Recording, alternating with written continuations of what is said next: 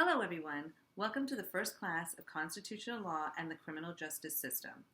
In this first unit, we will look at the U.S. Constitution and discuss criminal justice related constitutional issues. In the introduction, we will talk about two concepts, the first being separation of powers, and the second, the relationship between the federal government and the states. Let's talk about the first one, the federal government. It is divided into three branches. The first, legislative, the second, judicial, and the third, the executive. According to the Constitution, each branch can exercise only those powers that belong to that particular branch and cannot exercise powers from another branch. This is due to the doctrine of separation of powers. We have this important doctrine to avoid tyranny that could occur if one of these branches gets too powerful. Another issue we will be reading about is the relationship between the federal government and the state government.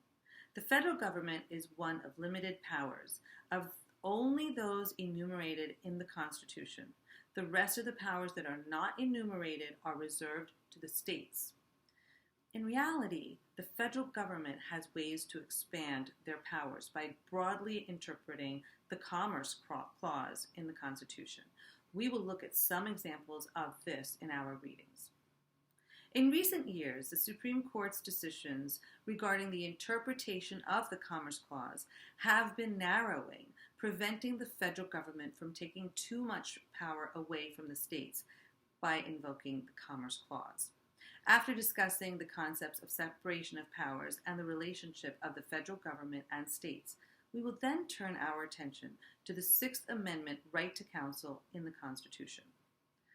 The question we ask here is, under what circumstances should there be free state-appointed counsel for indigent defendants?